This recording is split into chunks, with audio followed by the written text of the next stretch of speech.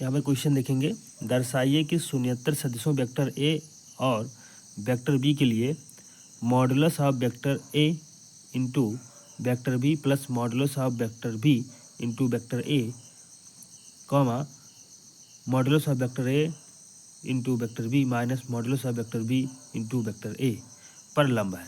लंब होने का कंडीशन ये होता है कि यदि कोई वेक्टर आपस में लंब है तो लंब के लिए vector A dot vector B equal 0 होता है। तो क्या करेंगे कि इसमें जो लिखा हुआ है वेक्टर जो लिखा हुआ है इसको आप एक काम करेंगे, मल्टीप्लाई के रूप में दोनों को मल्टीप्लाई करेंगे तो वो 0 के इक्वल होना चाहिए।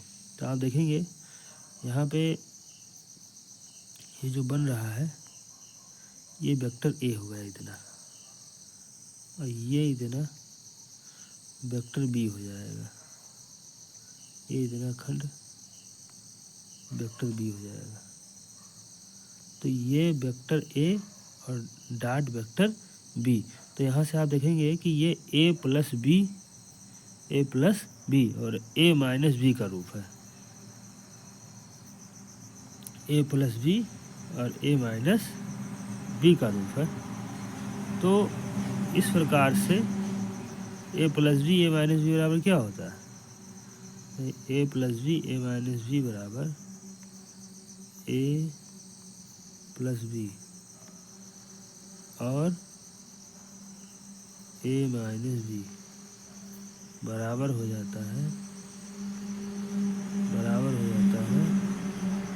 ए स्क्वायर माइनस बी स्क्वायर, ए स्क्वायर माइनस बी स्क्वायर। तो ऐसे ही यहाँ पे ये आपका बन जाएगा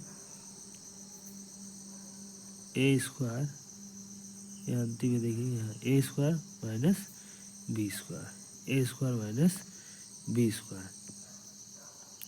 अब ये ए स्क्वायर माइनस बी स्क्वायर बन गया, यहाँ पे ए स्क्वायर माइनस बी स्क्वायर। आप देखेंगे ये क्या है, ए स्क्वायर माइनस बी स्क्वायर। अब इस प्रकार से आपका ये प्रूव हो जाता है, ठीक है। अब आप देख रहे हैं कि ये जो डाटा यहाँ पे लिखा हुआ है जो बचा ए स्क्वायर माइनस बी स्क्वायर, ये बराबर किसके है, 0 के बराबर है। तो ये दोनों आपस में घट के 0 हो जाएंगे। अब यहाँ से हमें प्रूव हो गया कि vector A dot vector B बराबर क्या होता है, 0। अगर लंब है, अगर दो रेखाएं परस्पर लंब होती हैं तो vector A dot vector B बराबर 0 हो जाएगा, ठीक है। तो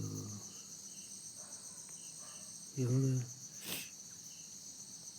अगला क्वेश्चन है प्रश्न 12, vector A dot vector A बराबर 0 और vector A dot vector B बराबर 0 दर्शाइए कि वेक्टर बी के बारे में क्या निष्कर्ष निकाला जा सकता है।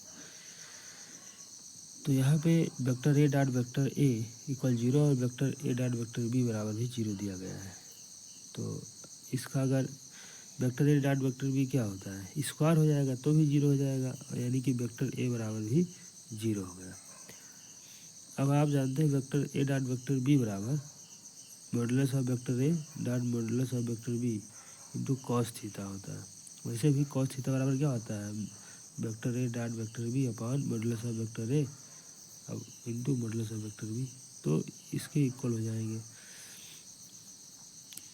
अब इस प्रकार से अब modulus of vector A equal 0 होता है। जब 0 यहाँ पे मॉडुलस ऑफ वेक्टर ए के जगह पे 0 रखा जाएगा तो यहाँ पे जो बी होगा, बी कोई एक सदिश राशि प्राप्त हो जाएगी, पूरे का वैल्यू 0 हो जाएगा,